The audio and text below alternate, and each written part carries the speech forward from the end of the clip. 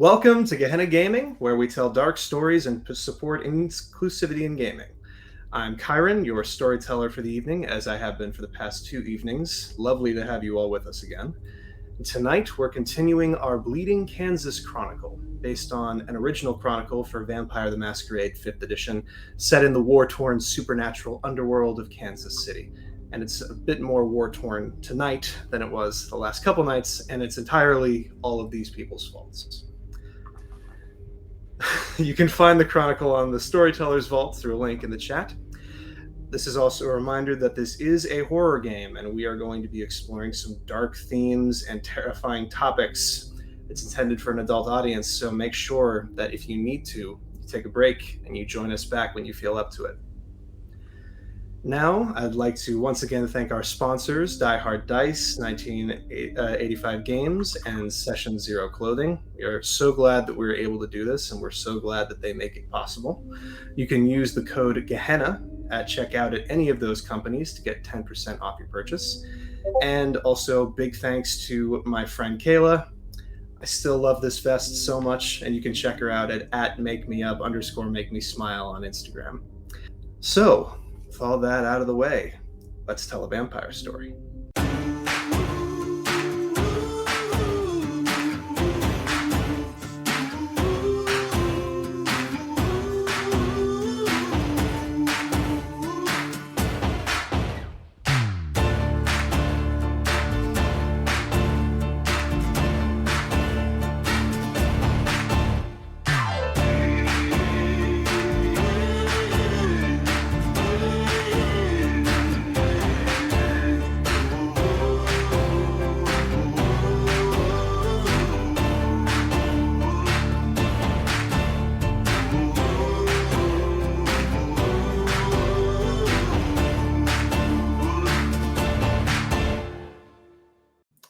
All right, and now let's introduce our vampires for the evening, beginning with our favorite Ventru over there, Justice. You're muted, my friend. Has to happen at least once an episode, right? It really does. Hello, everybody. My name is Justice, and I am playing the resident Ventru, Luther Vergoni, who definitely doesn't have huge Ventru eyes aimed at any power structure in the area. Definitely not. Excellent. Let's move on to our most recent Diablerist, Lady M. Oh, well. Hey, I'm Lynn, she, her, and I am playing M, the Bruja, also she, her, who did absolutely nothing wrong last week. Did not totally just Diablerize the sheriff, so, you know. Of course, nothing about that. Let's move along to our Diablerie veteran, which I'm disturbed to admit we have on this particular show. C. Hey everyone, my name's C, and tonight I am playing your favorite amnesiac daddy Diablerist, Somber, who uses they, them pronouns, who is just having the greatest time. Maybe Kansas isn't all bad. All right. And finally, we come to the glue that holds it all together, or perhaps the dynamite that could blow it all apart. We don't know yet. Vin.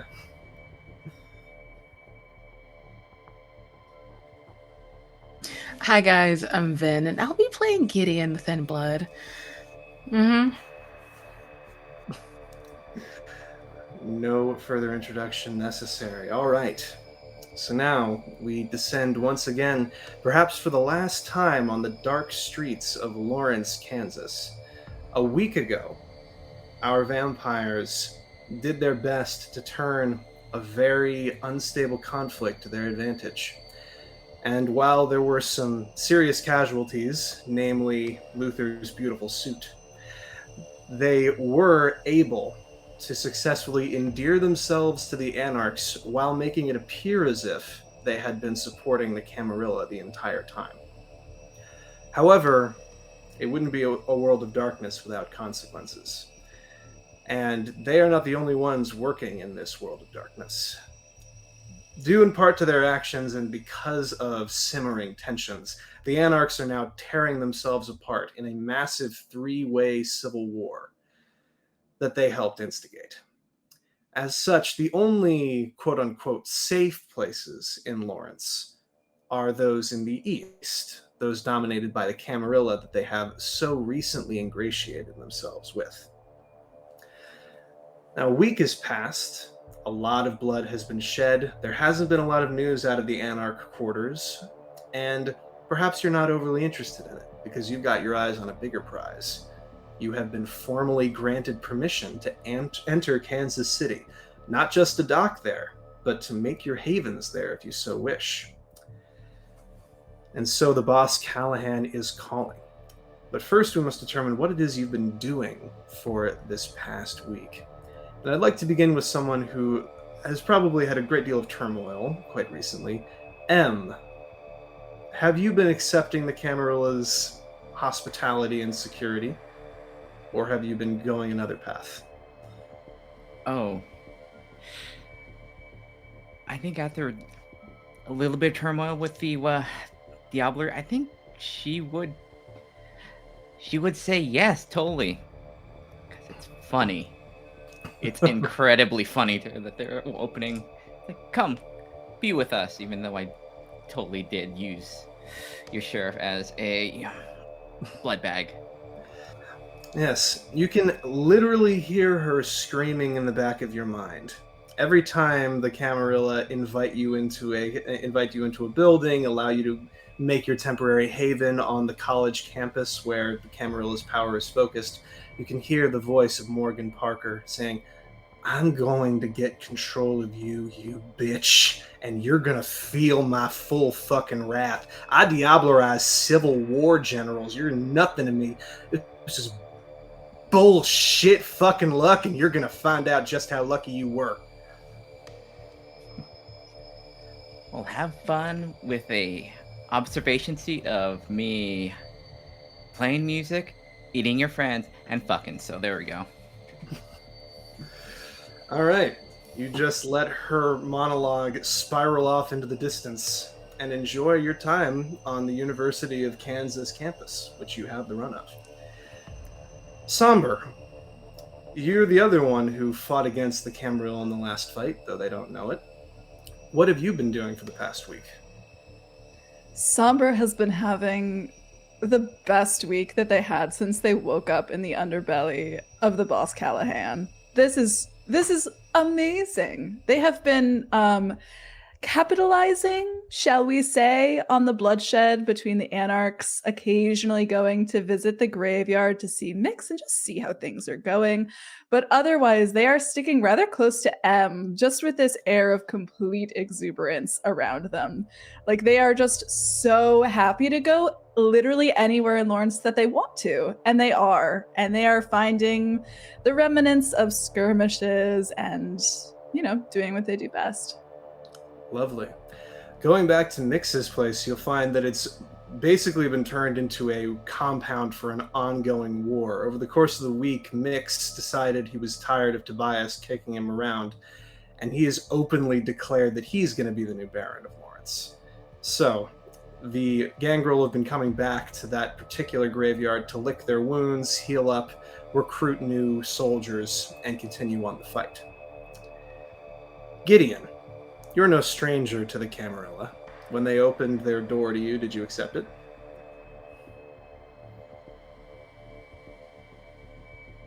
Absolutely.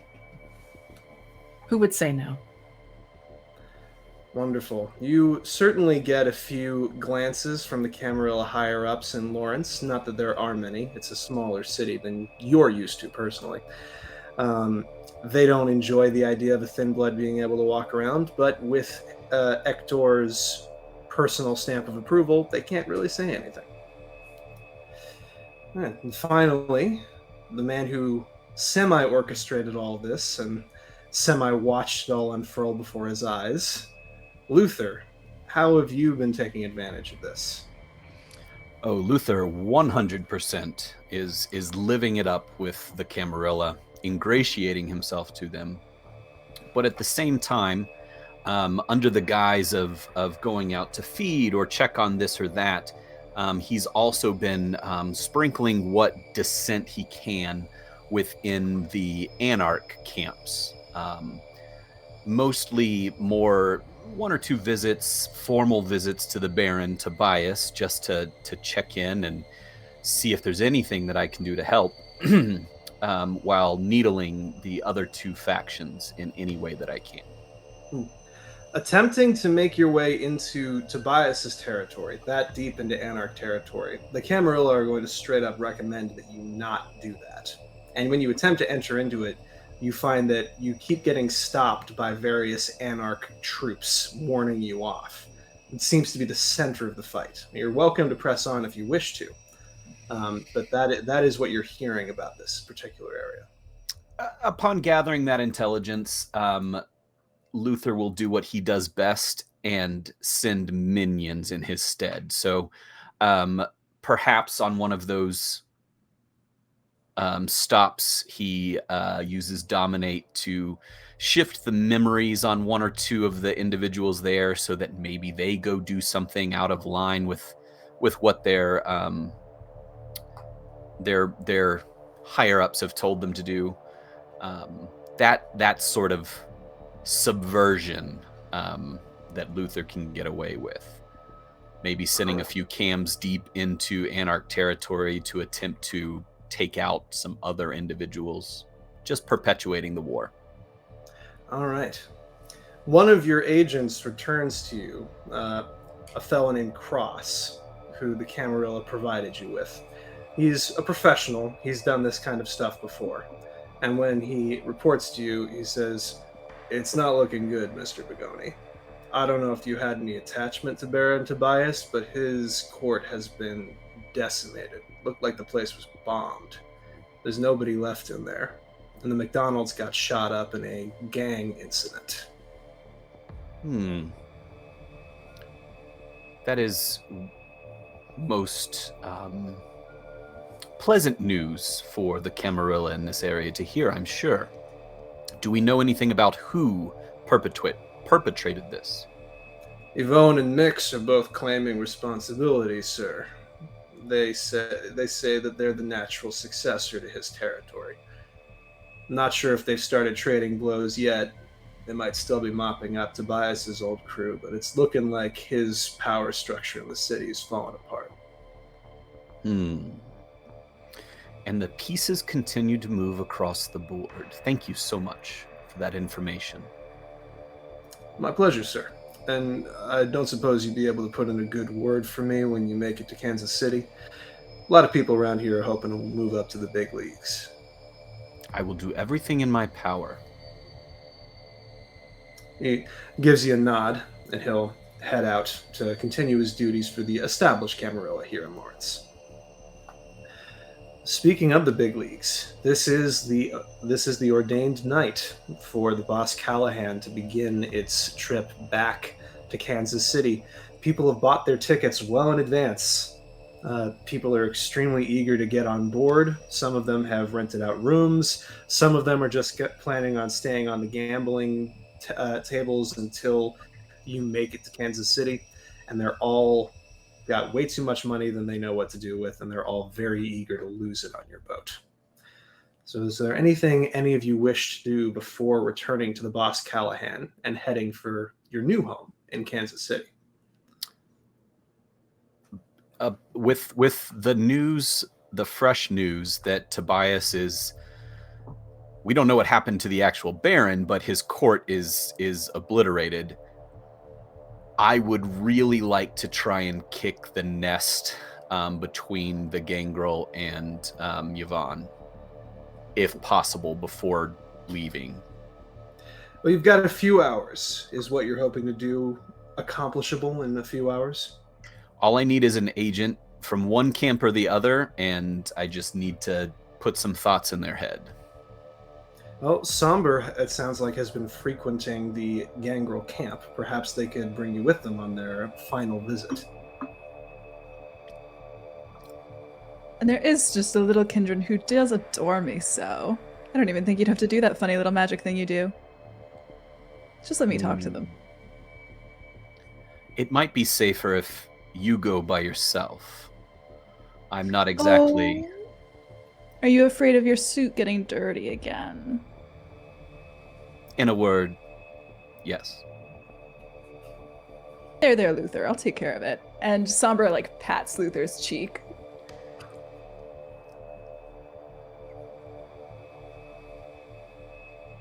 See you later.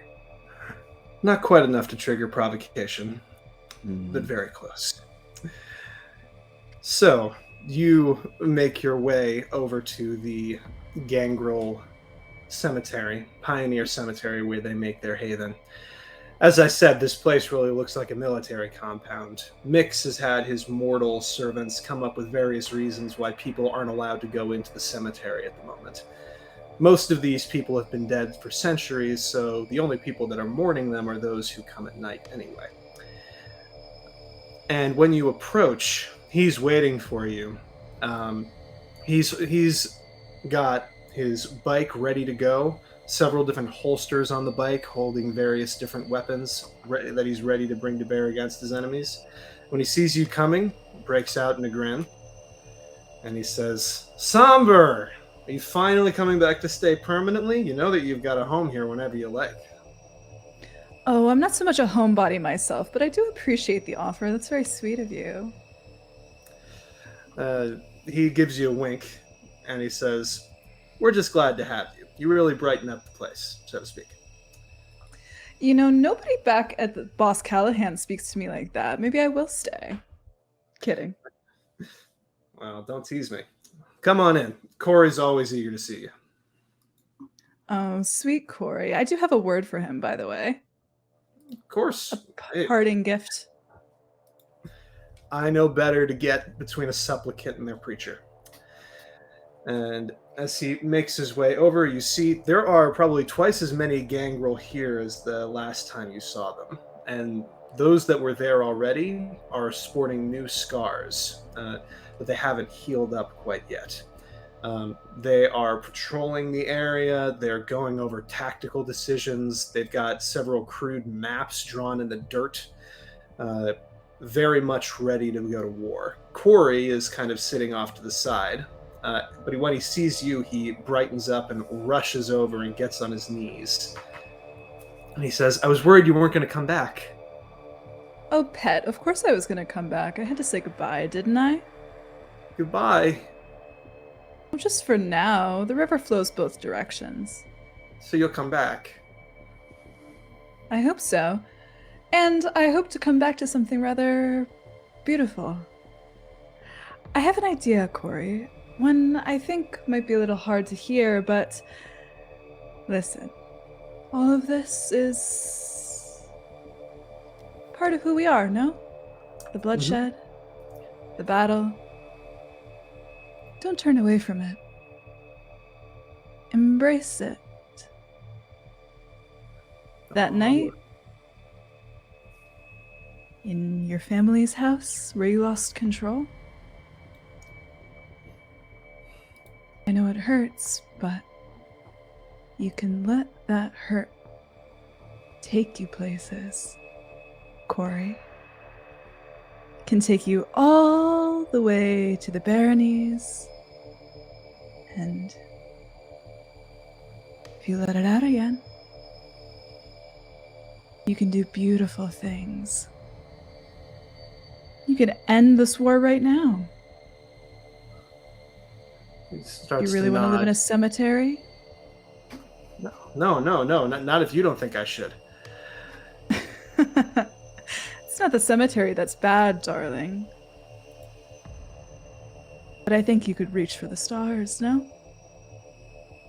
Yeah. He gets up and he says, "I'll talk to Mix. I'll head for the front lines whenever he needs me. I'll volunteer for every mission." Every mission, darling, or you could just go. Go where? Find the Baron, of course. Yvonne? No, darling. Yvonne, leave Yvonne alone. I'm talking about that sad little hamburglar who's run this city for far too long. Tobias. Yeah, he disappeared. Nobody knows what happened to him. Yeah, I could Oh, go don't find tell me him. you don't have the nose to sniff him out. Of course. And almost unbidden, his nose turns into a bloodhound's. You know that this is the Gangrel clan bane. Sometimes they just can't control their animalism, and his desperate need to please you manifests immediately on his face. Corey, this gift, this power that you and I know so well now, people think it's a curse. People think that... People think it makes you more of a monster than we already are, but darling, this is who we're meant to be. Go on and find Tobias. Yeah, of course. And he turns and he actually transforms into a bloodhound and starts racing off into the darkness, sniffing at the air. You hear a voice in the back of your head. It says, "You're throwing paper airplanes at a castle. You understand that, right?" He might think that he might think he's hot shit, but that kid got very lucky when he diablerized me, and you got even luckier when he decided to worship you. Did I? People call me paper airplane, but they forget how far we can fly. Who needs to break down a wall when you can just soar over it? You're heading to Kansas City, dear. There's going to be a lot of walls coming up around you. Trust me. I do like trusting you. You're so very talkative. I helped run this city for over a century. If you don't want to be pushed around by that man Vagoni for the rest of your life, I'd make use of some of my knowledge, some of my expertise. He's not the only one who knows how to play politics. Now you're speaking my language. See, I told you you'd like it in here. It's interesting enough. I'm poking around a little bit. I've got some ideas for remodeling. Oh, I'm sure you do. But trust me, I like the carpet the way it is. We'll see. And she silences once again, although you know she's always present. All right. So, now it's time to head for the boss Callahan. I'd like you all to give me a hunger check now that we are beginning the evening on the boat. Let's see if you get hungrier. All right, I'm seeing a lot of nodding, but this is unfortunately not a yes or no question. What did you actually roll? M, go ahead and let me know first. Succeeded. Succeeded. No hunger. All right. Gideon? I passed. All right. No hunger for Gideon. Luther? Same. I succeeded. All right. Somber? I believe I succeeded as well. We have to get over a 6, right? Yes, 6 or higher, you do not get hungrier. Did not get Excellent. hungrier. So, perhaps this will be the first mellow and relaxed evening you've had in quite some time. We'll see. So, approaching the boss Callahan, of course you don't have to wait in line to get on board. All of you are the proprietors of this place, if not its owners. As you pass onto the ramp that leads you up, once again, Luther, that plaque that says "Property of Crawley Investments" stares at you like a looming gargoyle, taunting you with its presence. But for now, Crawley isn't here, and this place is your domain. What does your domain look like, Luther? Well, it is it's a rather large boat. It has it's got 2 paddle wheels on either side of the main bridge area. That is not the mode of propellant for this boat. It is simply there for the tourists. It is actually got a very large diesel engine in the center that blows up through the smokestacks, but it causes those wheels to turn just for the dramatics of it. The front half where everybody walks on is open air. There's a bar on the deck there, where folks can get out of the smoky interior, have a drink, have a smoke, enjoy the fresh river air. But once you enter into the main housing structure of the vessel, it has 3 stories above the deck. So there's the entry-level deck where all of the slot machines are. When you enter in off of the deck, this is the first place that you go through. So when you walk through the door, you're hit with a sensation of light and sound.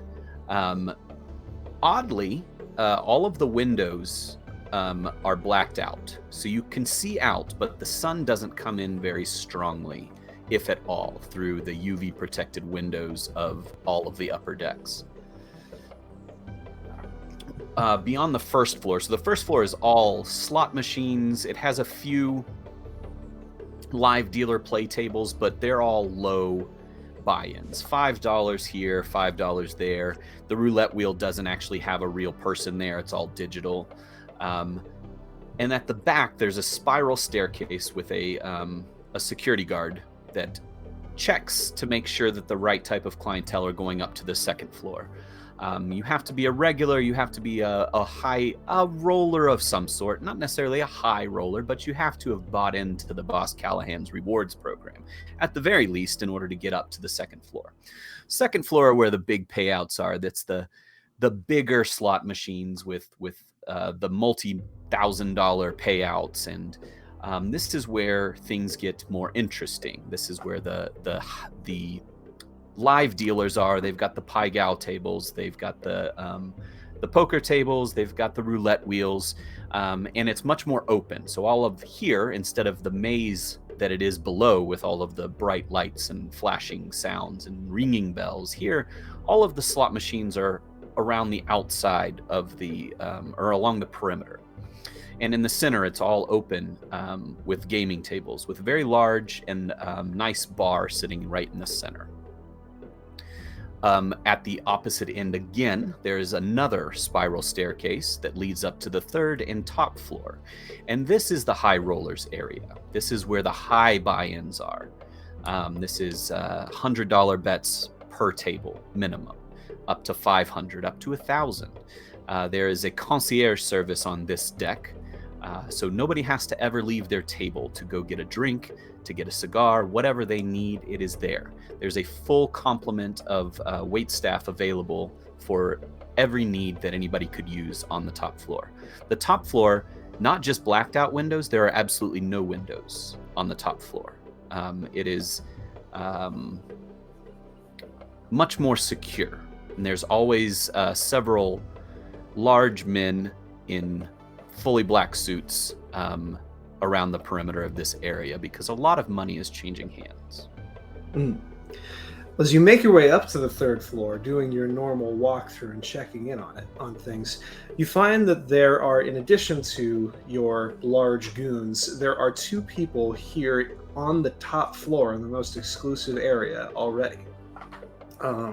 One of them is your chief of security, Wheeler. She's a very muscular, tall, blonde woman with her hair cut extremely short. A perpetual scowl on her face whenever she's on the job. And she's certainly wearing that right now as she's looking straight at another woman who, equally tall, but dressed completely differently in a very revealing dress, flowing black hair, and covered in snake tattoos. And you recognize this as Jessica, who has been a frequent patron at your place for quite some time. She owns quite a few other riverboat casinos in Kansas City, and she's also a longtime acquaintance of Somber's. And as she looks over your shoulder, Luther, towards Somber and gives her a wink, she turns her attention to you and she says, "Luthi, baby, I am used to the VIP treatment, and that includes prior seating before the rest of the riffraff takes a seat. Baron Belinda pays you quite a lot to ensure that I am given exclusive privileges, and yet this woman will not stop nattering and nammering. Why am I being treated like this?" Wheeler turns towards you, Luther, and says, "Sir, she didn't even let us give her a security pat down. She waved her hands and did a little hocus pocus and got all the way up here before anyone even told me she had gotten on the boat. I appreciate that we have to give our clients a good time, but this is completely compromising my ability to do my fucking job." Oh, Wheeler, don't worry about it. I'll give her a pat down if you really want. Somber, please don't antagonize Wheeler. You know that never ends well. I hope it will one day. Wheeler, thank you so much for your diligence in your job, and thank you for your discretion in these matters. Jessica, I have asked you repeatedly not to interfere with my staff in that way. When you are here, you are subject to my rules, and my rules are here for the safety of all of us. I've seen the plaque on the outside of the ship just like everyone else, Fagoni. I'm not sure how much your rules matter here. Don't you have to phone home to Kansas City to make sure Daddy isn't upset with you?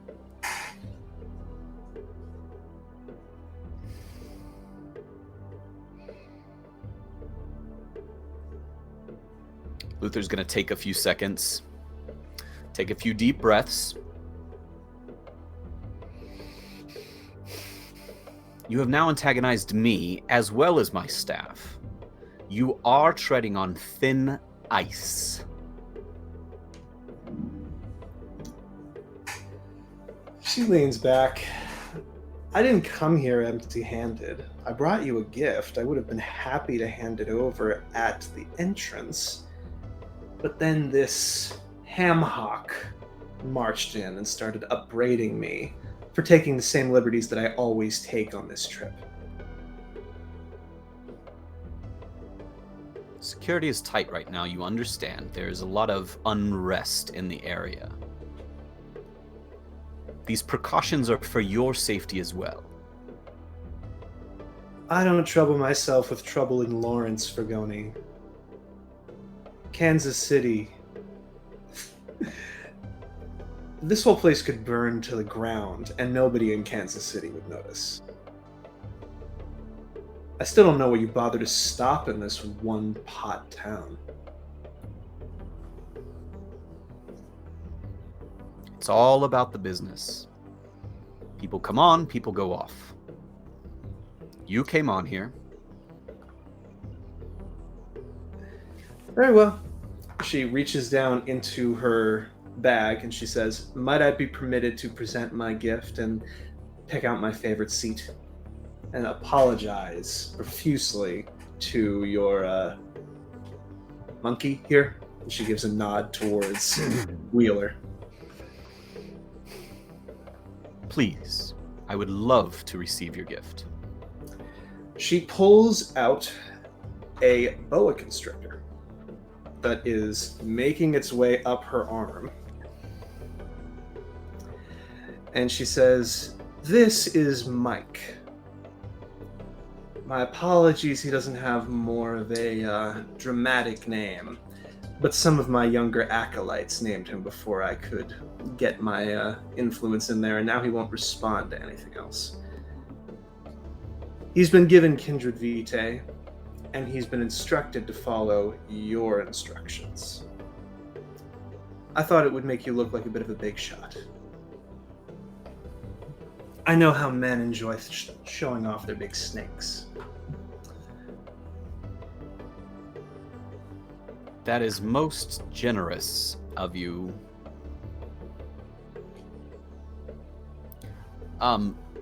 Storyteller, is there any Yes. way for me to determine the it seems kind of strange to just take a snake and just trust their word on it. Oh, absolutely. What are you trying to determine here?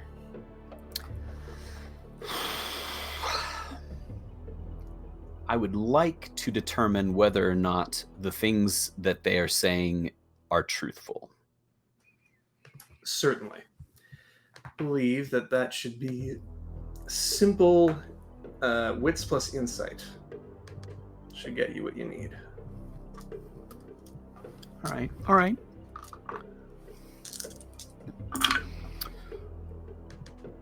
That's 3 successes. It is 2 1s, but not on hunger die. That doesn't matter, right? Okay. Yeah, as long as you don't have, no successes, you don't have to worry about the ones. All right, just a moment. Boy, I just really hope I roll better than I did last week. That's really it. All right. You know that the Ministry, Jessica's clan, are masters of lying and manipulation. It's hard to ever be confident that you're fully seeing through them. Based on her facial tells and what you know of her, you do not think that this is a bomb, nor do you think that it's a bug. Both of those things would be too obvious, and also probably a little too complicated to pull off with the various rituals that are available. If it does in fact respond to your commands, you expect that you have mostly control over it, but it would probably not be a good idea to get it near any other ministry members, because there might be some key phrase or trigger that could cause it to act uppity. You'd certainly want to have a blood sorcerer look at this before you absolutely trusted it. It would be lunacy to try anything else. I graciously accept her gift and look at Gideon. Would you mind taking that to my quarters, please?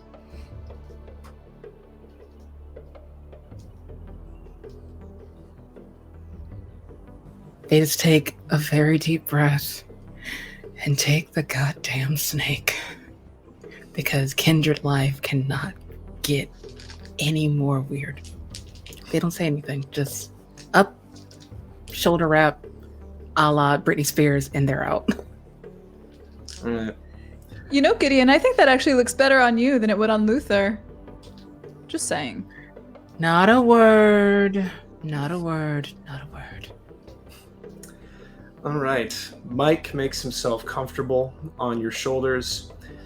Wheeler turns to you, Luther, and says, "We're ready to start letting the regular guests in, sir, if you're all right with all of that bullshit that she just did." Needs must, Wheeler, needs must. Yes, please, proceed. All right. She pulls out a little walkie-talkie and says, "All clear. Boss man says we can start letting people in." Puts it into a holster. Says, "I'm going to walk the rounds, make sure that none of my guys are drinking out of the bar too early on." And she'll head out. And the boss, Callahan, begins to hum to life as some of the earliest guests start making their way on. From the earlier reports, from the first reports that you're getting, Luther, it sounds like that you've got a bachelor party on board. That's making up one of the larger groups. You've also got a senior center on one of their annual retreats. Eager to spend all of their social security checks at the slot machines.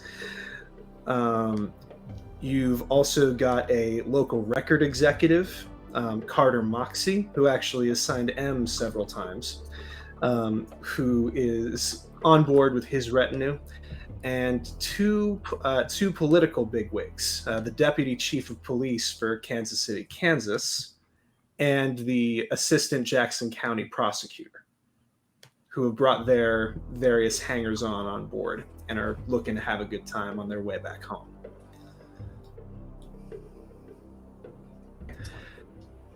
So that's who you have boarding at the moment, at least the very significant people. Gideon, as you are making your way over to Luther's quarters, you drop Mike off. He makes himself comfortable on the bed. Actually, one of the security guys gives a quick knock on the side of the door and says, "Excuse me, Mr. Gideon?"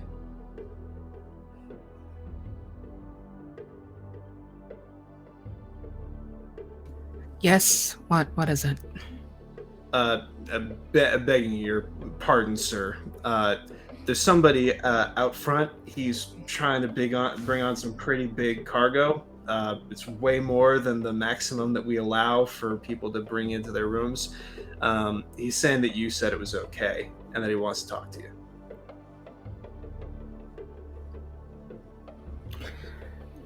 Fine. I'll take care of it. Thank you. I'm sorry to disturb you. It's just, but we're trying to get him to leave, but he's being really insistent. The thing's big and heavy. No. Thanks. And he rushes off. I'll take care of it. It's fine. He seems glad to know that this isn't going to be his problem anymore. So as you make your way down the plank to the entrance, there's several different entrances to make sure that the lines are going quickly. And they seem to be deviating people away from this one that's causing all the ruckus. Are you bringing anybody with you, or are you just going down there by yourself?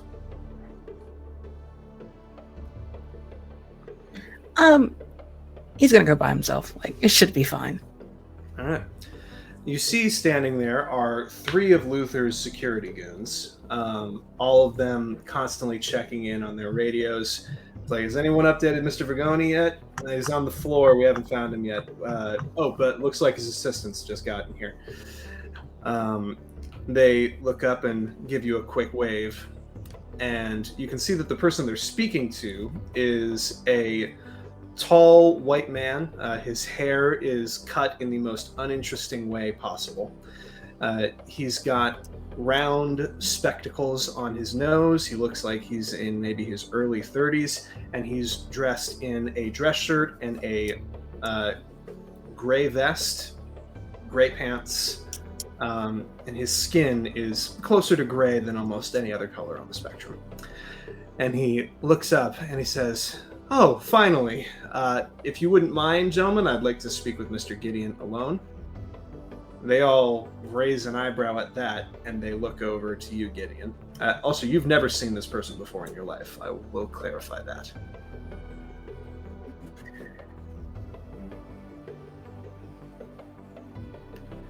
Oh, joy.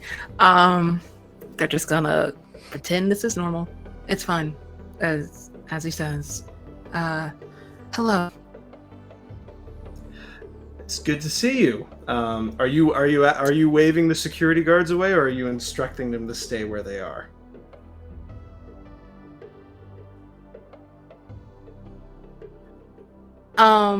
They're waving them away. Okay. Security. All right. For better or worse. He seems to see them walk away, and he takes a deep breath. Takes a step to one side, and you see that he is carrying a massive crate directly behind him on a push cart that he was standing between the security guards and this crate.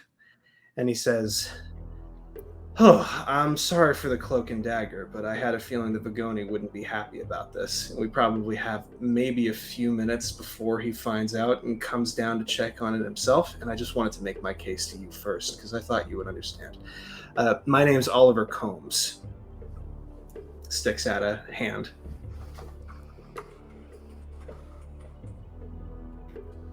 Please make this quick. He says, "All right, we can skip the preamble." And while the two of you are grasping hands, he's going to pull his shirt sleeve down to reveal the Half Moon brand of the Thin Bloods.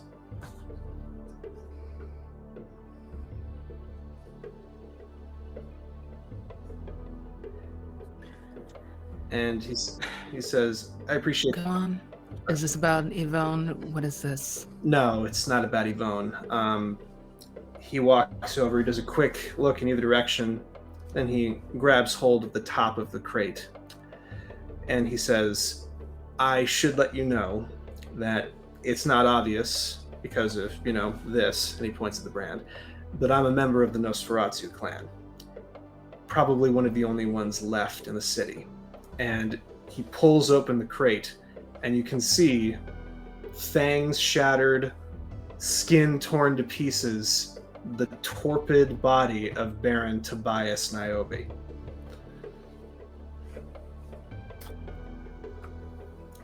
Like many other vampires before him, he's sustained enough damage that he has gone fully unconscious and won't wake up until he's fed sufficiently potent blood. You know that he can't be dead because he'd be ash at this point. He's over 200 years old. His bones have been broken in various places to make him fit inside the crate. It's not a very regal pose that he is striking inside this crate. But Oliver immediately closes the crate as soon as he's giving you a look. And he says, just so you understand that this is a serious conversation.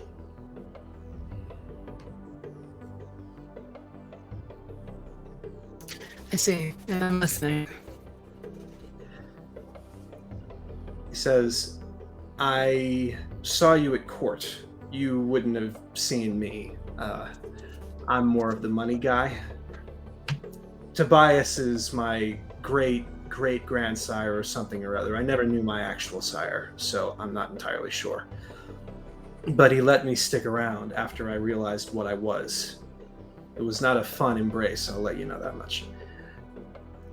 I've been doing my best to work my way up the ladder for 10 years, and it can't end this way. It just can't. I'm not going to allow it to. Mix wants him drained dry and destroyed. Yvonne wants the same thing. The Camarilla have given up on him. I heard that you ran with Vergoni. I heard that you didn't put up with people's bullshit, and I heard that you kind of go your own way. So I thought maybe we could cut a deal.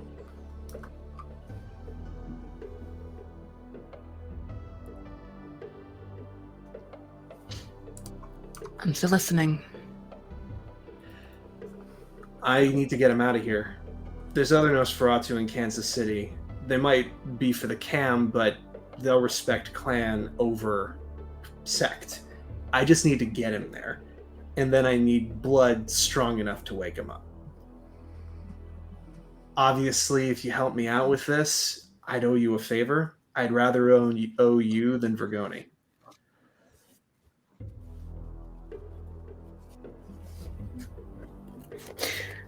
In all honesty, that's a smart move. So good on you.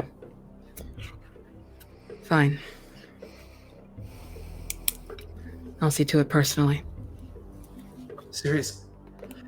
Thank you. And he says, just out of curiosity, I know why I stuck around. I'm just not going to let 10 years of working my way up, fighting for respect go to waste. Why is it that you put up with Vergoni and all the rest of them? And you were going toe-to-toe with Giovanni at court. Clearly you can take care of yourself.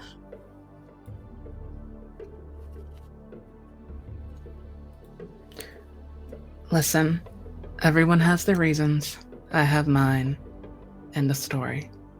Now, do you want this package on the ship or not? Yes, very badly. Where's the best place to put it?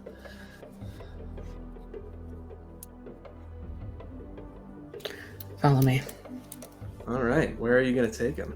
And I guess they have a box on the show. I mean, I think for now they're just gonna have him in the cargo, but I think once the ship is like up the river, down the river, what have you, she'll find a better place for it. All right. Which means I have to think out of character for a spot. All right. He grabs hold of the push cart. Luther, Wheeler eventually does track you down and say, "Sir, apparently someone was trying to bring on a large crate that was over the allowed luggage weight. They were requesting to speak with Gideon. Apparently she went down and took care of it. Did you want any follow on that?" Yes, that's suspicious. Just keep an eye on it. I'm sure Gideon will take care of everything, but let's make sure we know where that box goes. Will do. I'll have the boys do a quick sweep, make sure we know where everything is. Thank you. All right. As the boss Callahan fully fills up with the remainder of its patrons, the anchors are weighed, and it makes its slow, luxurious way down the Kansas River towards Kansas City. And I think this is an excellent place to take our break. So we will see you all when we return. Producer Nick here. Thank you for watching Bleeding Kansas. Please stay tuned for a special preview of our upcoming sequel to Rites from the Holy Mountain, Cyborg.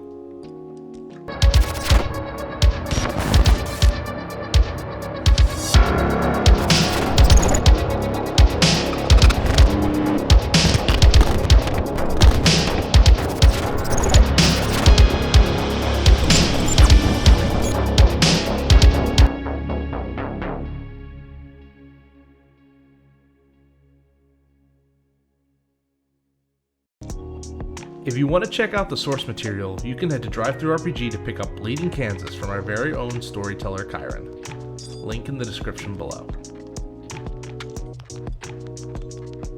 If you're enjoying this program today, consider subscribing to Gehenna Gaming to get up to date with all our latest actual play series.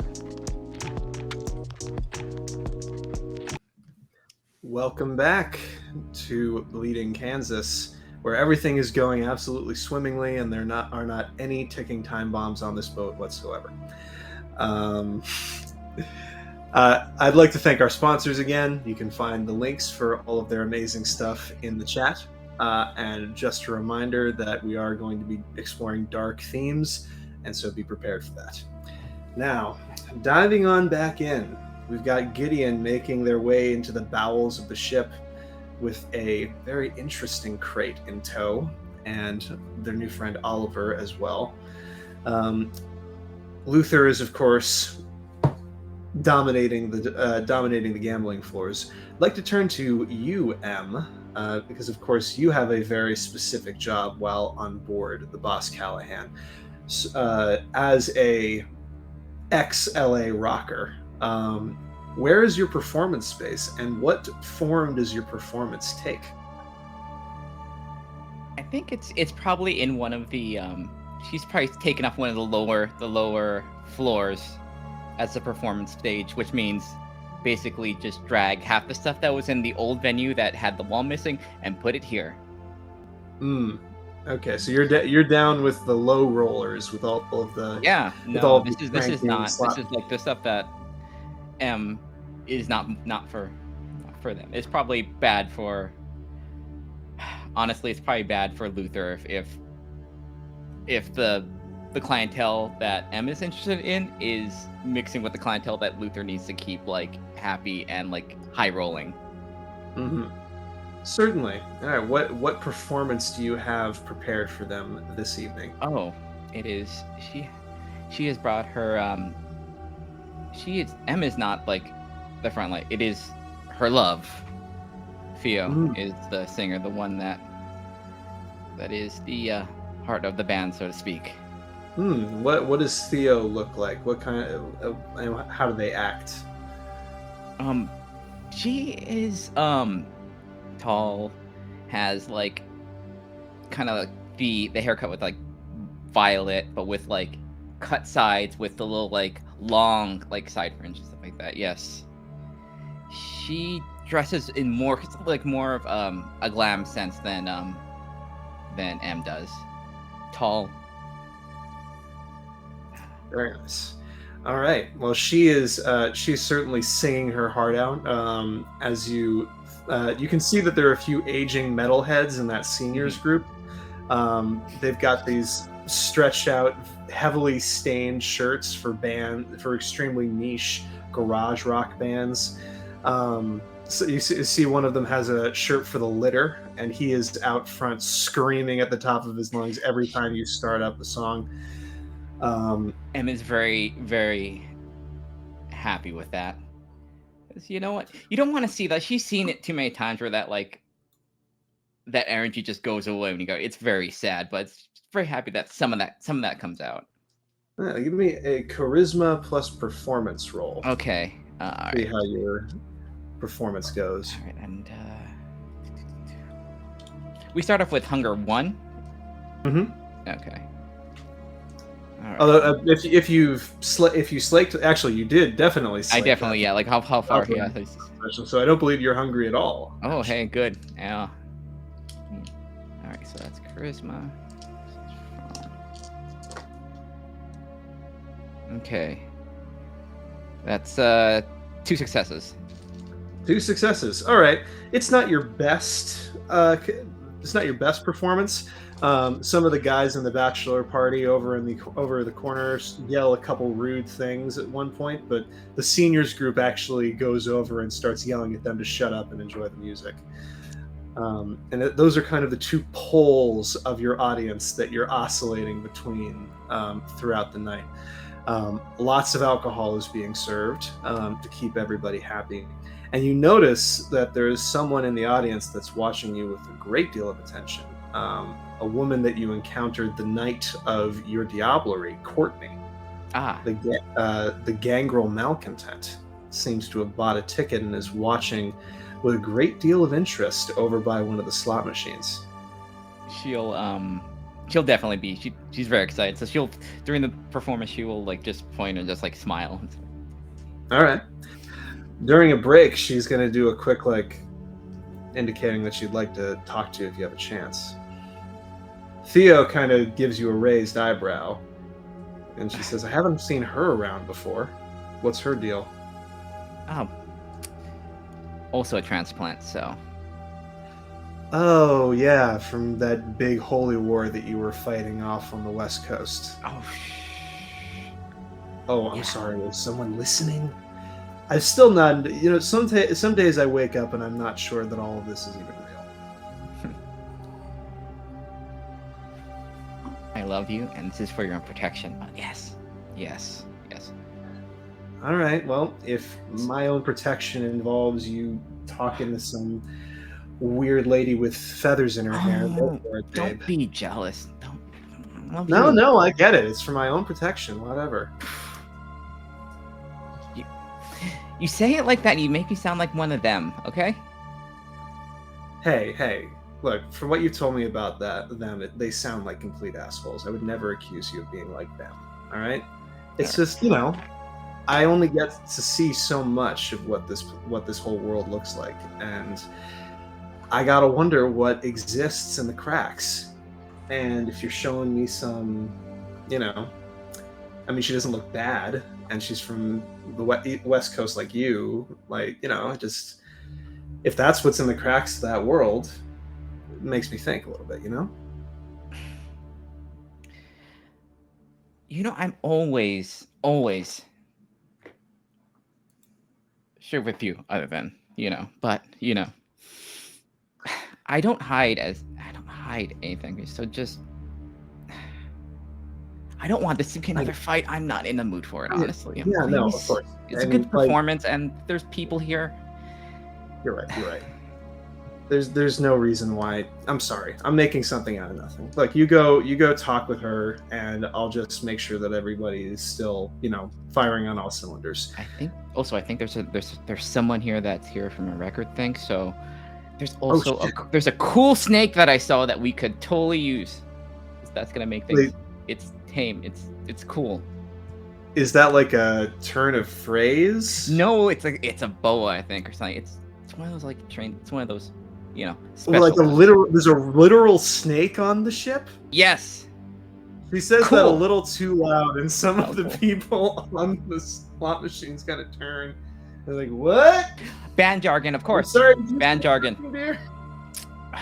Oh yeah, of course. So, is there any? I wasn't here when y'all came in, but how many of the anybody else come in?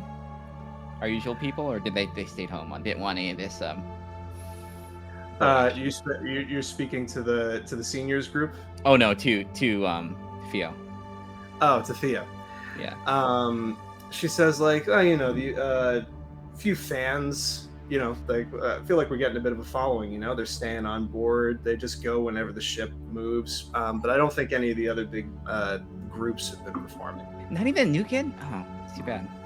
No, that's too bad. Yeah, but I mean, looks like you've got plenty of people following you around already. So I mean, enjoy. She makes her way over to. Well, you know what? I'm just like that, so. Yeah. You got lucky, okay? I know.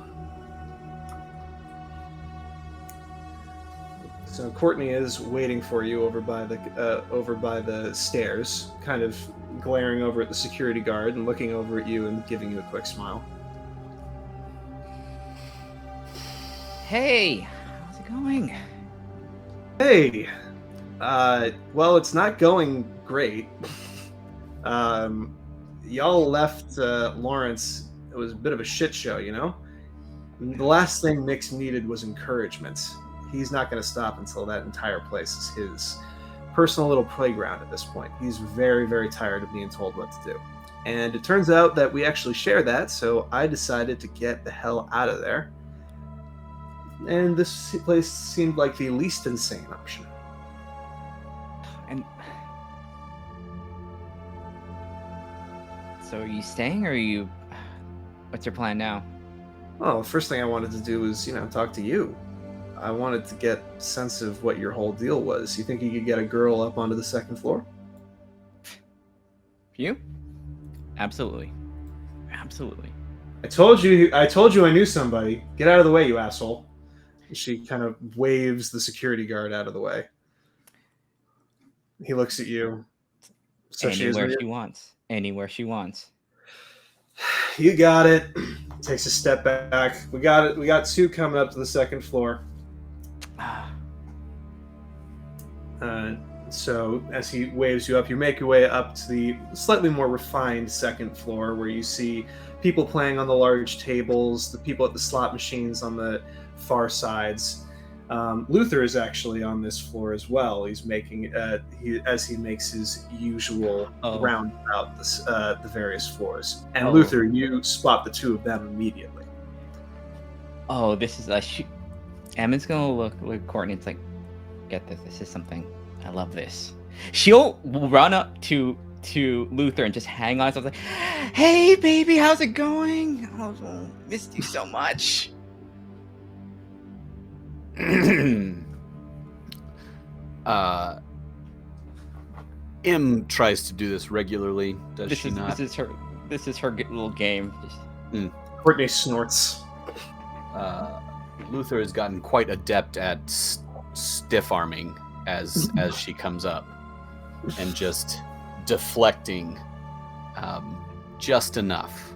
I'm pretty sure that M is stronger than Luther if push came to shove.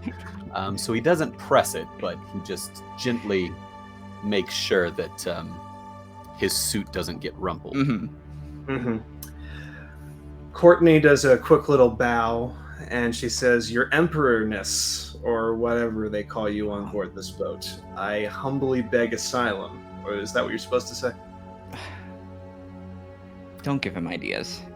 But yeah. Who are you? Oh, that's right. Yeah, we never met. Courtney Nguyen. Very nice to meet you. Well, I assume it's nice to meet you. I haven't spoken to you very long yet. M was kind enough to offer to catch up with me whenever I was interested in doing so. I'm from back west as well. We fought in some of the same battles, although I never ran into her. So I don't know. I decided to take her up on the invitation. That was cool, right? She's got invitations to give out.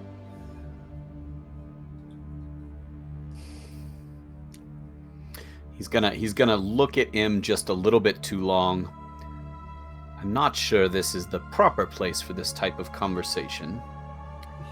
M does have a certain realm of influence within the ship, but as far as granting asylum, I don't believe that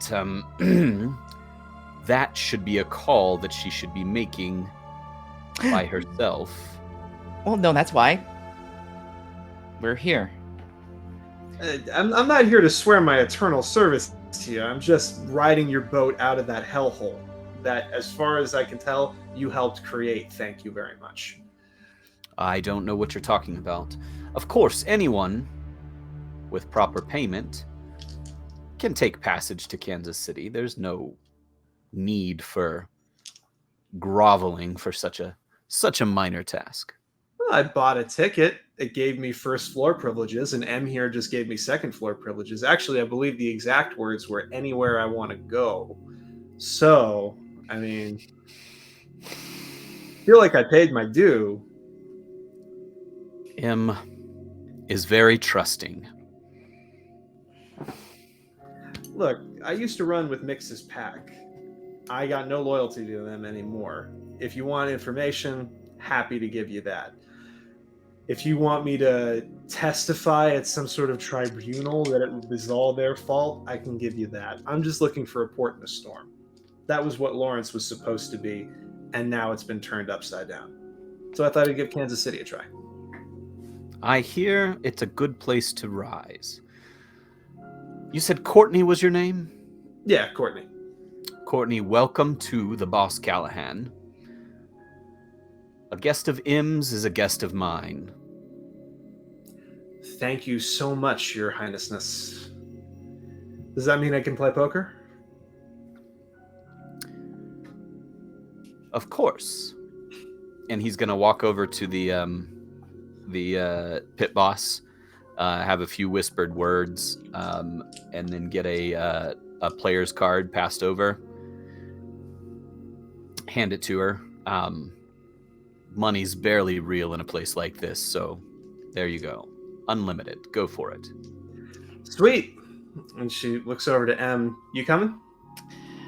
No, knock yourself out. I have some business with our dear Lord here. That sounds good. We'll catch up when we drop anchor or whatever the hell you say. Yeah. And she will make her way over to one of the tables. All right, let's move her. Let's go in the hallway for a second.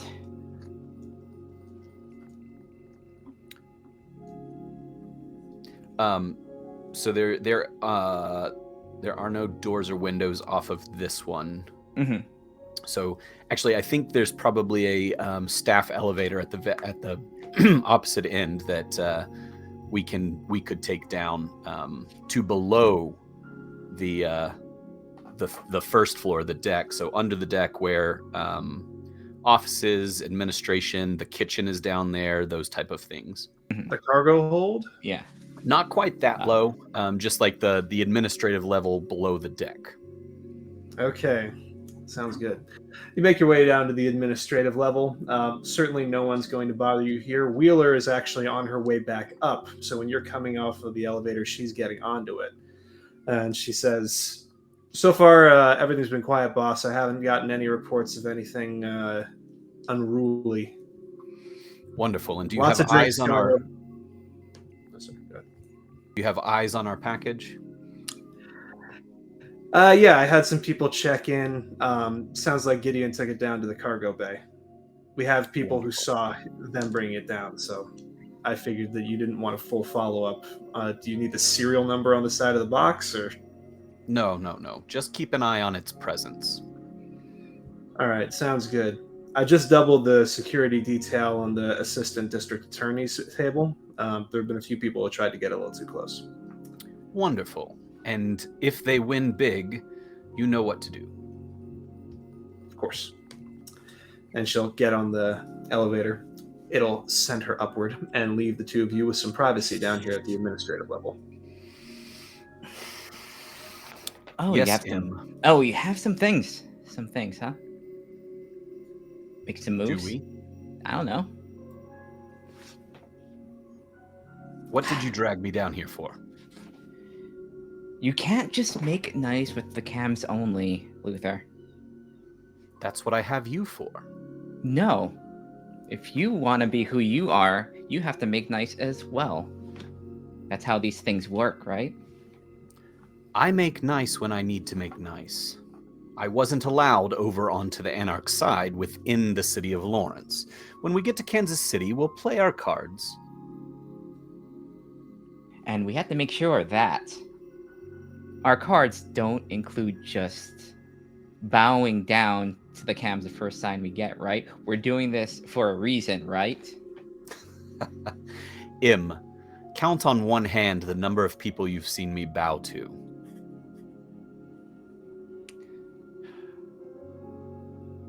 In person or just on over someplace where they can't see It's you? rhetorical.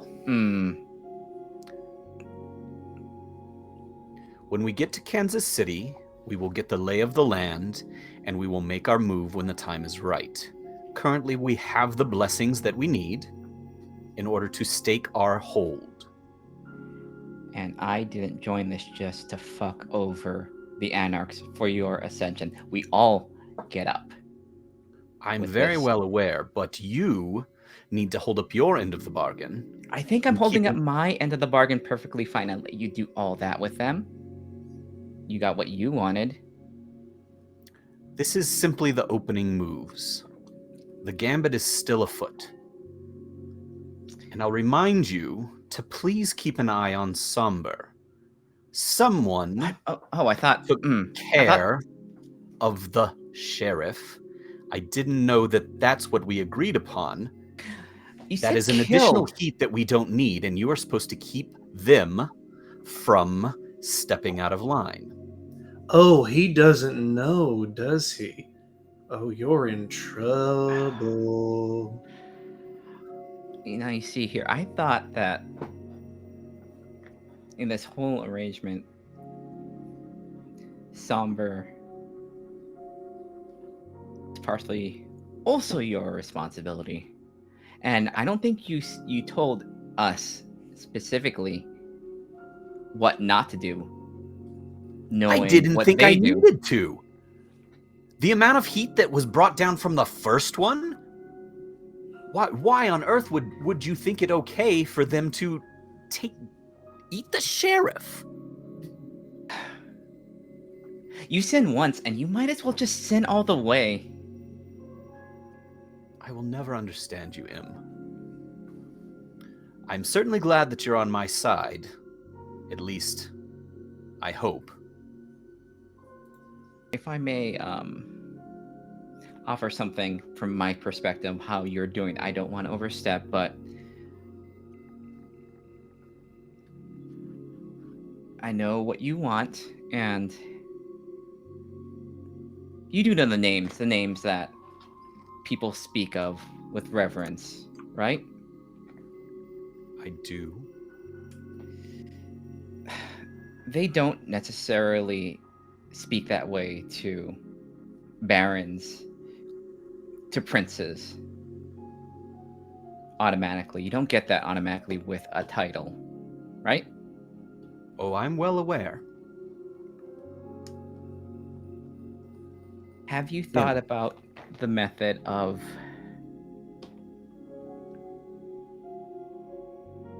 being, instead of just the on high, the little savior route?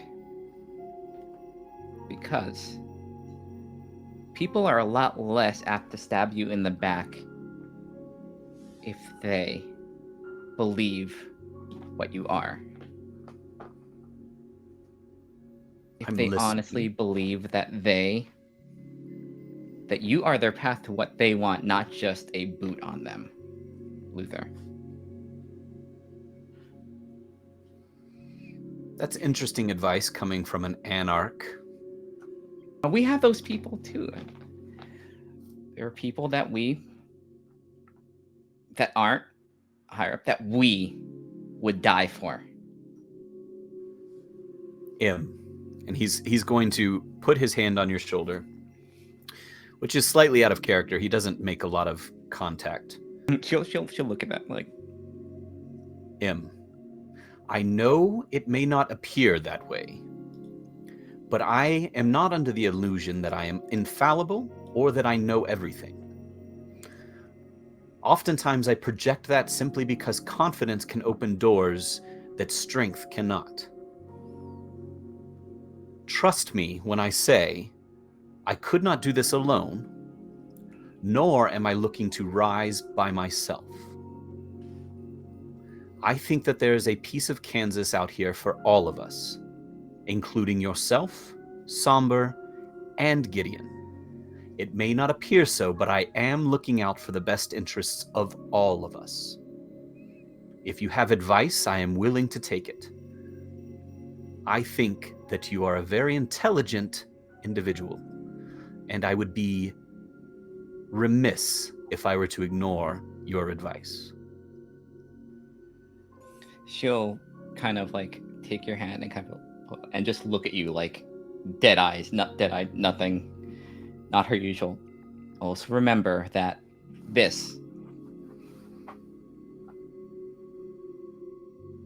I have been around a long time, Luther, in this world, a long time. I know some of this sounds like bullshit, but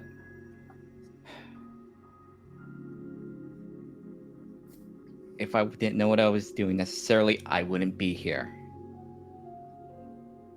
And I am just going to tell you once.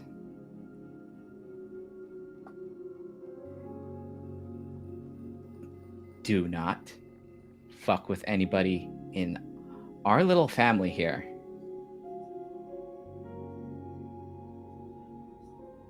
You haven't seen shit when you've done something to me, Luther. I like you. And one more piece of advice. At least go in knowing what you're getting into. You're playing a dangerous game, friend.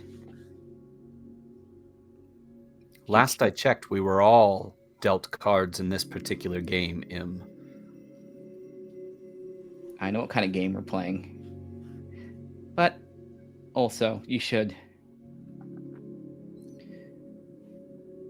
keep an eye on people that you care about, because they will be on. You'll be putting them in a crosshair. And no matter how much you plan, things happen.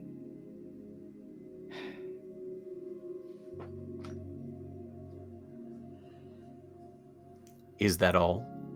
Yeah. Also, don't take that necessarily as a warning. I don't know shit about what you do in your off time.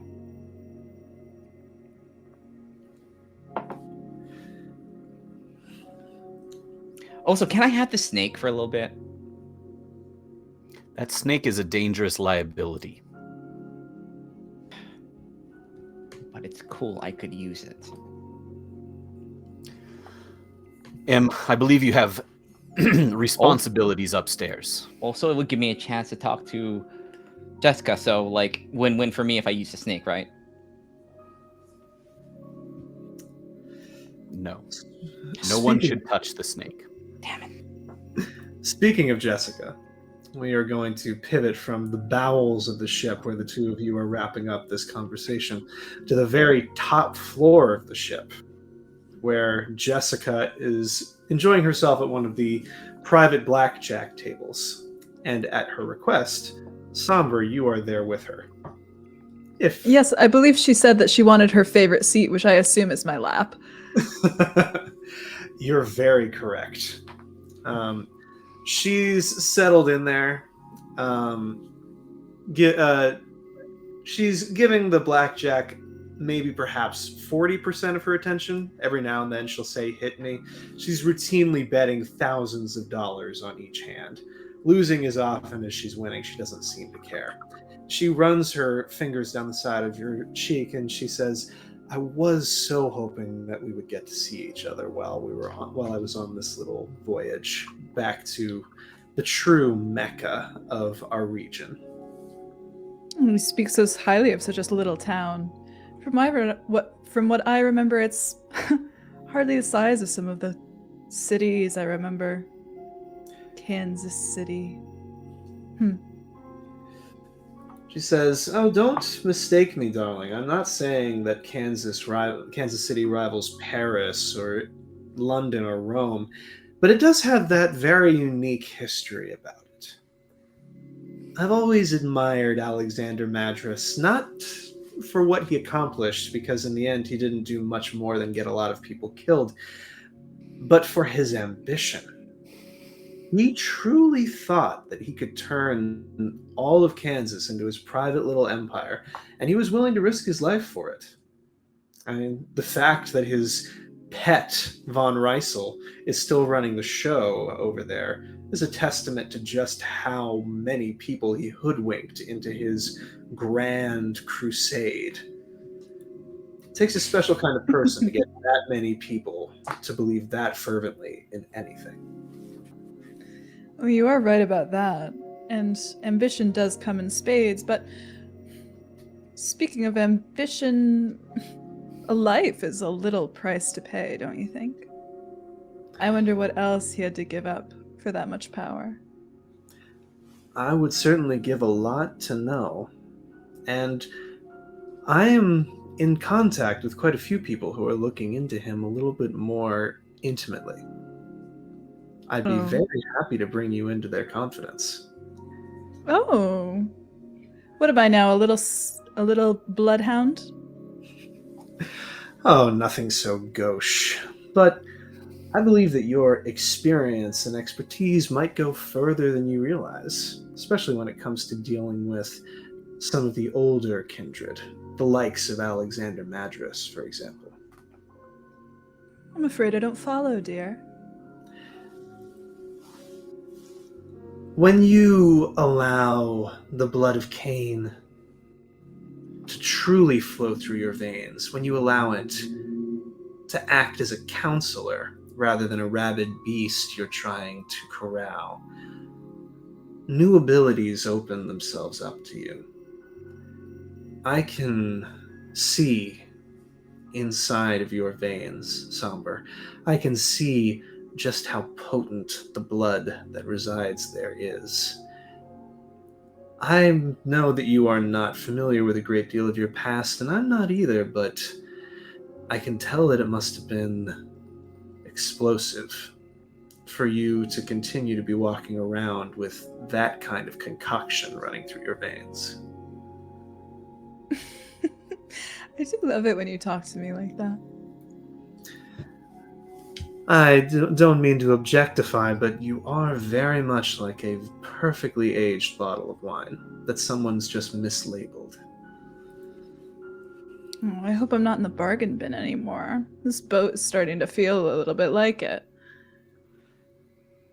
I've told you before that you don't have to waste your time with Vergoni and Gideon M and all of the rest of this nonsense. That infernal woman who presumed to speak to me in that way. If you were to join me and Baron Belinda over in the ministry camp in South Kansas City, I think you'd find people who would truly appreciate your talents. Oh, the way you do? I would love to show you off. Well, if you're asking me on a date, darling, I do accept. But you must know that I don't often pledge allegiance to anyone. Oh, the people that I run with don't have any concern with allegiance. Not to a ruler, just to each other. We commit to taking care of each other, above all else. Not like the Camarilla where you pledge to serve the prince to the exclusion of all others. And not like other traditions where you latch on to someone charismatic and ride the wave for as long as you can. We believe that we can unlock our true potential through unwavering loyalty to our fellows. Unwavering loyalty is such a romantic idea, isn't it? To be bound forever in bonds far more intimate than marriage or union. To bind in blood, that's always been my deepest fantasy. Oh, careful. You want to get rid of that card as soon as possible, I think. She says, "You will come to Baron Belinda's court when you make it to Kansas City, won't you?" Of course. I would never turn down a date with you. Stupendous. Absolutely stupendous. Oh, what in the world do you want now? She says as she scowls over your shoulder. You see Wheeler storming her way over towards the two of you. She seems to have already got her gun halfway out of its holster. Wheeler, darling, do be careful with how you're walking over here. It's not for you, hon. I'm sorry to break up your date, but there's a situation going on outside on the river, and you're the only member of the top 4 that I was able to find on short notice. Oh, duty calls, love. And Somber just leans over and kisses Jessica's cheek, and kind of just slides out from underneath her. I promise I'll be back for you to use as a seat later. Maybe in your bedroom, though.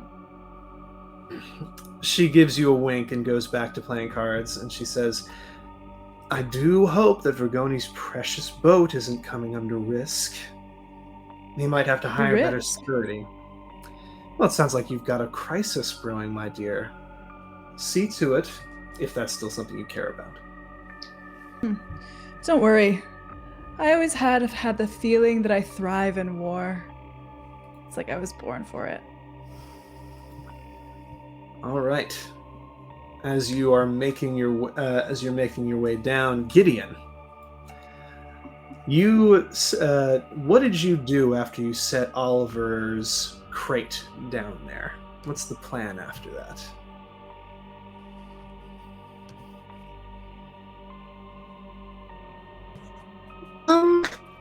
I think for 30 of my standard, first they would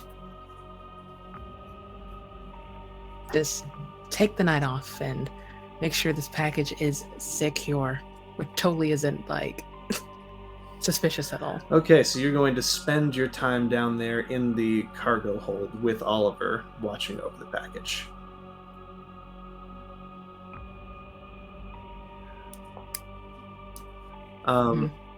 As you're down there, Oliver is just kind of always looking in all directions and trying to figure out what's going on. You start to hear some very loud bumps on the side, on what sounds like the side of the ship.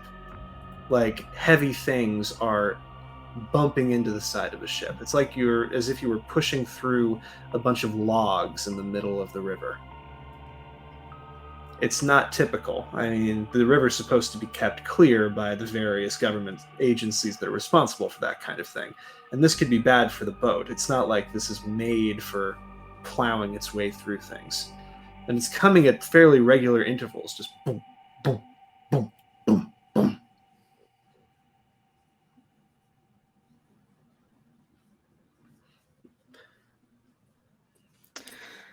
Of course. Fine. They're gonna get in contact with Wheeler. I'm pretty sure they have like walkie-talkies or like cell service, of course. Absolutely. You turn yours back on, and you get in contact with Wheeler, and she says, "Oh, Miss Gideon, I've been trying to get in contact with you, Mr. Luther, and Miss M. There's something going on outside, some kind of disturbance. A lot of the guests they're flocking to the edge of the boat. They think that there's gators in the water. It's kind of dark, though. We're trying to set up the spotlights, but I'm worried about any kind of panic."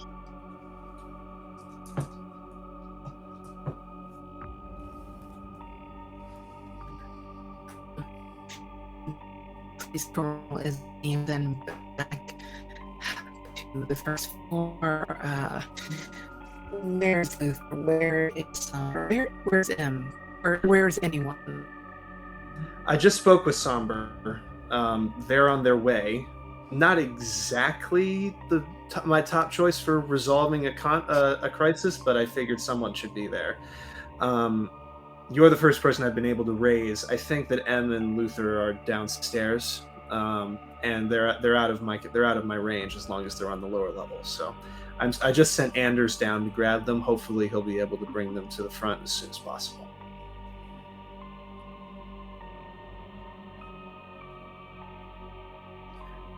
Understood. I'll maintain things down here. Somber may not be your first choice, but at least they're brawn. Maybe they'll take care of it before Em and Luther are involved. Thank you. All right. Oliver looks at you as your thing crackles off, and he says, "Should we be worried? This thing is secure, right?"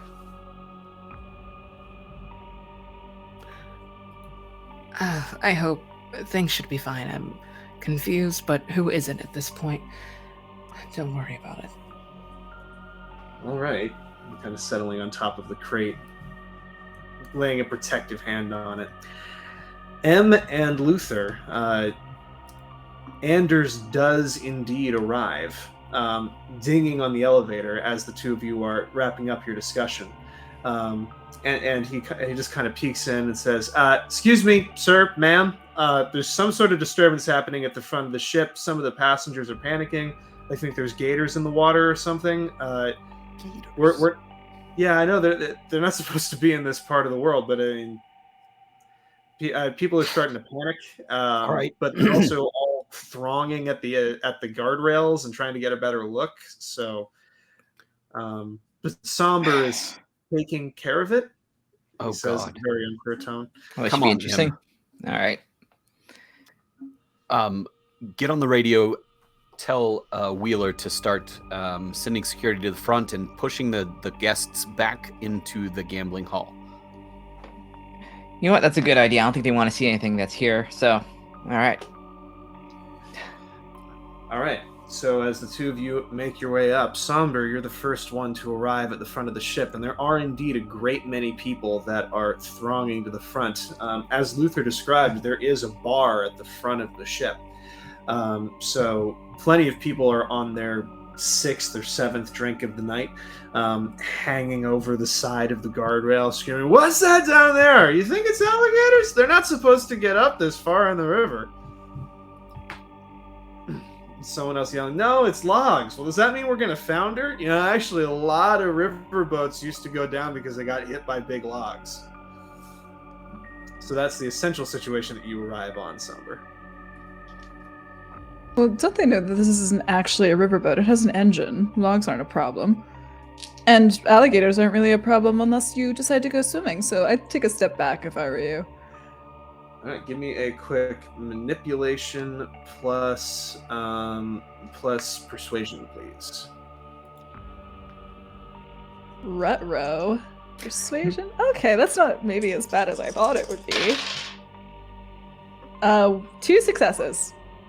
Okay, you get perhaps half of the mortals to clear out of the way, but 5 or 6 of them are still like, no. I want to make sure that this is if this place starts to go down, I want to see it happen. I'm recording this, and all of my stuff on the boat is insured. So like, you're gonna pay out the ass if I have to replace anything. Yeah, and do you know how many movies they've made about the Titanic? Nobody cares. Get your iPhone out of my face. The Titanic is the ship gonna sink? The ship's gonna sink. We're one of these things is gonna hit us like an iceberg. Someone starts yelling out. Not many people are taking them seriously, but people are definitely looking at the water with a bit of unease.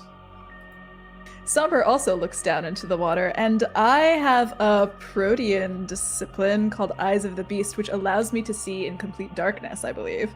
Okay. You see that as Wheeler said, they're trying to set up the spotlights so that they can project them onto the water, but it's probably a few minutes before they'll have those up. You activate the Eyes of the Beast. Does that require a rouse check?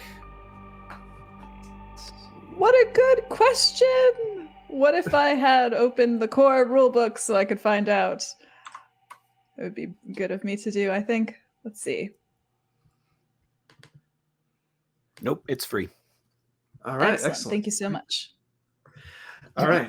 So you feel your eyes almost change shape inside your head as the necessary adjustments are made. And I lost your audio again. Oh, did you? Are you back now? Am I up now? All right. You feel your eyes almost change shape inside your skull And as it's- the necessary adjustments are made. And you can see the water as if it was as bright as day. And what you see is truly horrifying.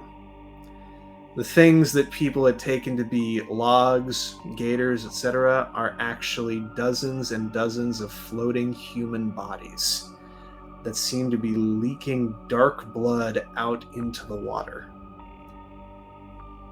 They are so thick, and you can see you're entering Kansas City at this point.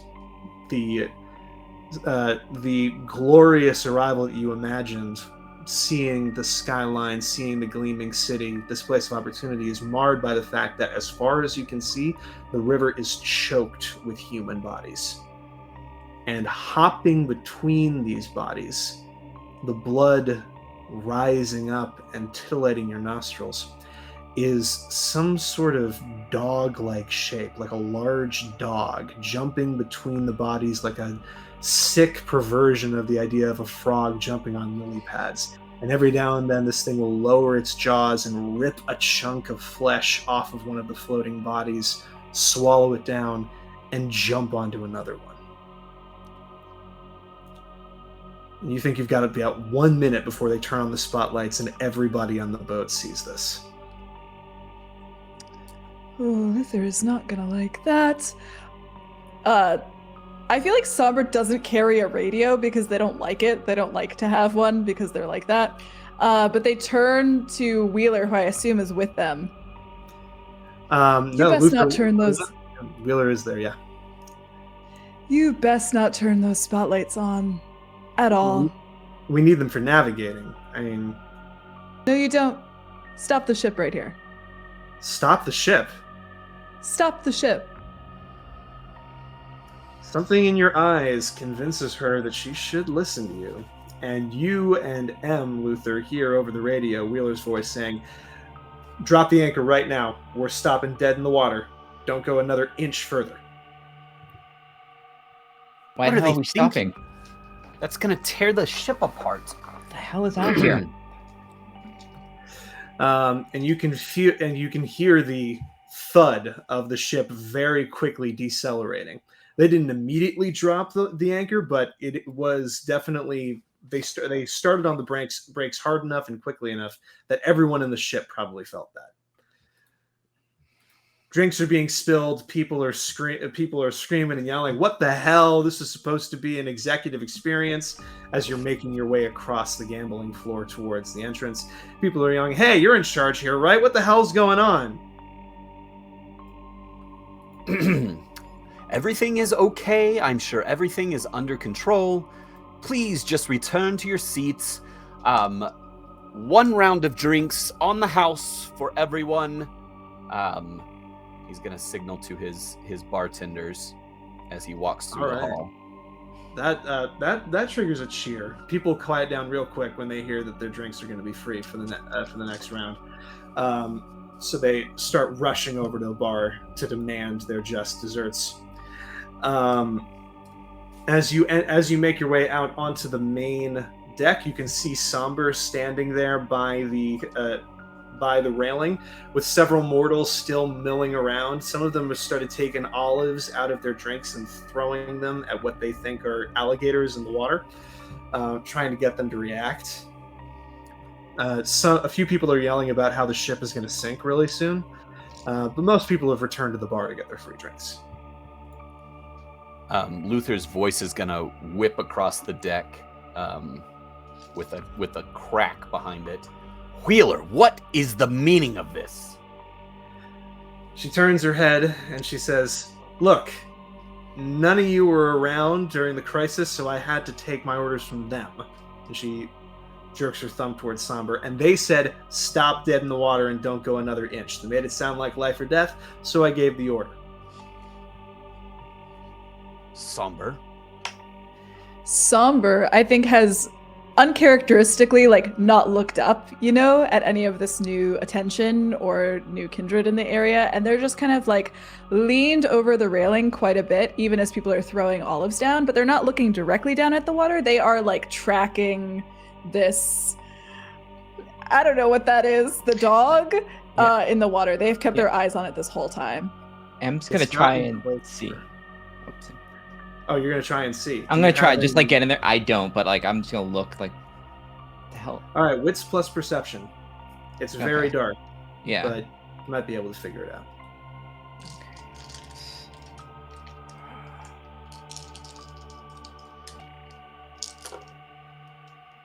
One success. You can't make head or tails of it. I mean, looking at this, you can understand why people thought they were gators. They're about halfway out of the water, and they are everywhere, but you can't make out what they are. And unlike Somber, you don't see this creature. It has gotten closer, Somber, and it looks way too big to be a dog. Somber, what is it? It looks about the size of a sedan. And you realize where you thought it was jumping between bodies and resting on top of them, it's actually using one body per paw to keep itself floating. Why aren't the lights on? You do not want any of these mortals to see what's down in the water. Then what's down there? What? This is more bodies than I've seen in a long time. And What? Bodies? Wheeler says. Shush! Quiet down. Are you gonna scare the sheep? With that, Luther's going to activate awe, All right.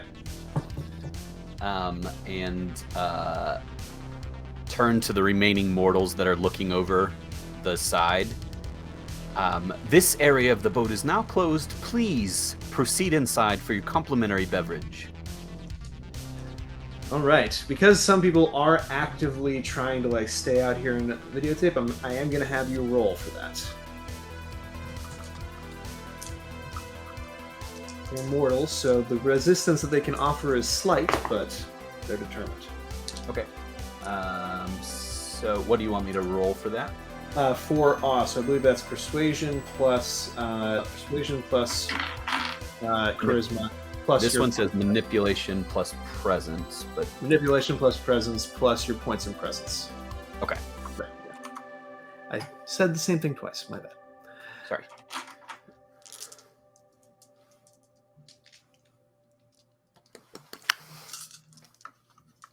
I think maybe as Luther is giving that command, Somber doesn't look away from where they're tracking the gigantic dog, but they turn to M and they go, "How big do dogs get normally?" Just as a general question. Wait.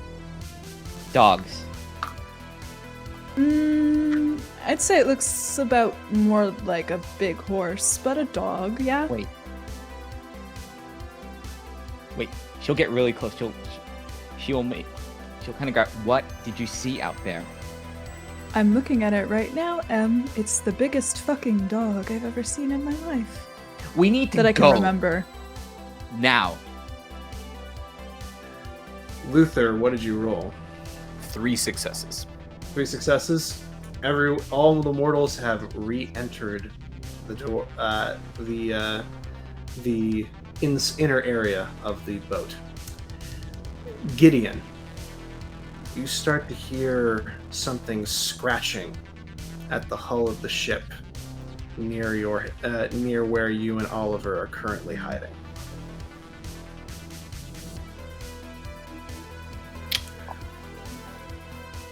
Like somebody. Good.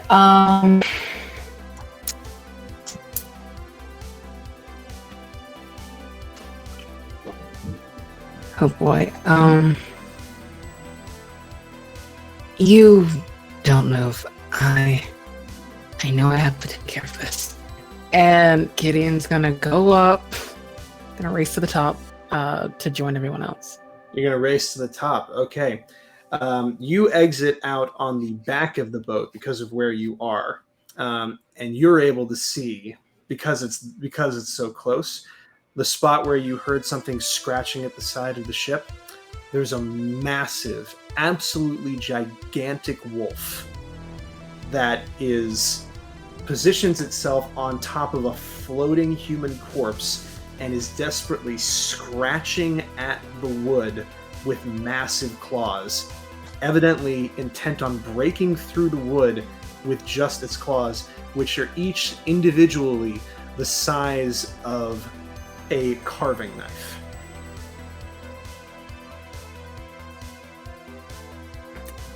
Great. Is that the great, same great, wolf great. that Somber can see? No, this one is in the back of the boat.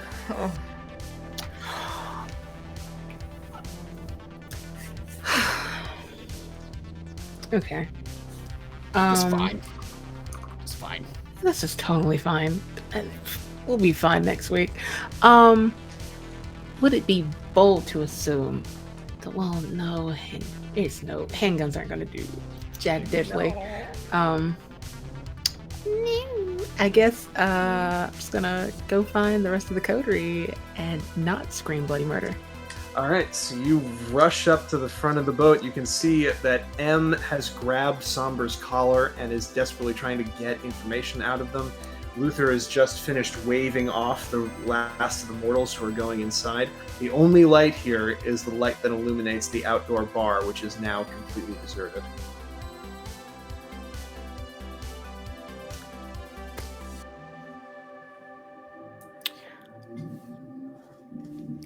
I think you yell. You hear. I don't know.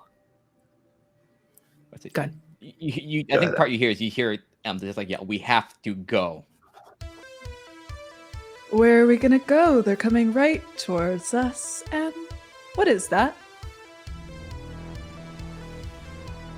It's big. We need to leave. It's like we're dead if that thing. How many of them? I only see the one so far.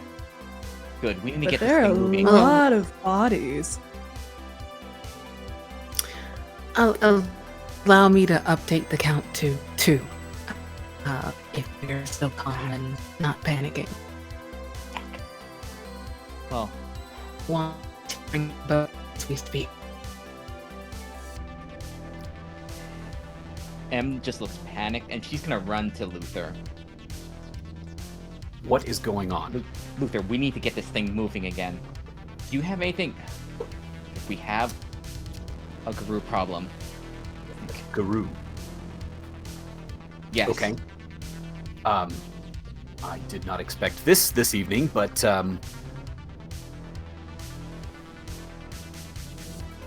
I think it'd be a bit of a stretch to say that we were prepared for this type of eventuality. I would also agree that you would be prepared for this. As if to answer M's initial, I think we have a Guru problem statement, you hear cutting through the night air, and then an answering from the back of the boat. That sounds awful close, doesn't it? Somber turns toward the back of the boat where it sounded closer and is gonna start going over. And as they walk, their feral, their hands also turn into elongated, almost dipped red talon claws begin to grow out of their hands. Luther's going to whip his head around to Wheeler. Wheeler, get all staff on deck immediately. Open up the 3rd floor and escort all of the guests up to the 3rd floor. Tell them they all have $100 credit immediately if they used it at the High Rollers table. Everyone's going to the High Rollers table, sir? And Everyone. Upstairs now and get all security armed immediately. Yeah, all right. And she runs off and starts screaming those instructions. As she starts to run off, he grabs her by the shoulder one last time and he says, "And bring up the good silverware." The goods. Is this really the time? Yes, it's the time. Now go. All right. She rushes off into the main structure of the boat, but then she falls backward, as do all of you, as the entire front prow of the boat is dragged downward towards the water. And pulling itself up on top of the boat is a tank covered in fur. A massive bipedal wolf creature with claws larger than dinner plates. This is not the beast that you saw in the water, Somber. This is twice that size. Each one of its claws is the size of a claymore. And as it pulls itself upward and plants its feet on the ground, it lets out a howl that is loud enough to shatter some of the glassware in the bar.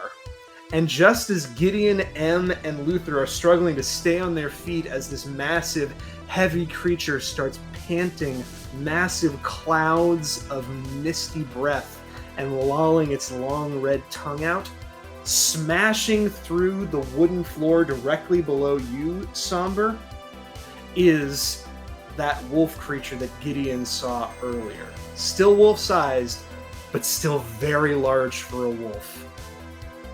Catapulting itself through the air, slamming its paws onto your chest, and snarling with breath that smells like year-old bodies that have been left to rot.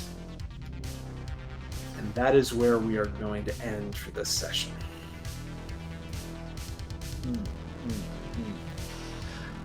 Great. Ah, Everything's fine. good. Oh yes, everything's fine. All right, new PCs next time, and all right, we'll go. Well, next week we'll see just how our coterie decides to deal with this little wrinkle in their plans. So close and yet so far from Kansas City. Thank you very much to our fantastic audience here at Gehenna Gaming. Thank you very much to our players, who will hopefully still be here next week and aren't just going to give up. There's sometimes hope in the world of darkness. We'll see. Thank you very much to our subscribers and our patrons. And if you want to see more crazy stuff like this, you can check us out on our Discord or at gehennagaming.com. Please join us next week, because I think they're going to need all the help they can get. Bye.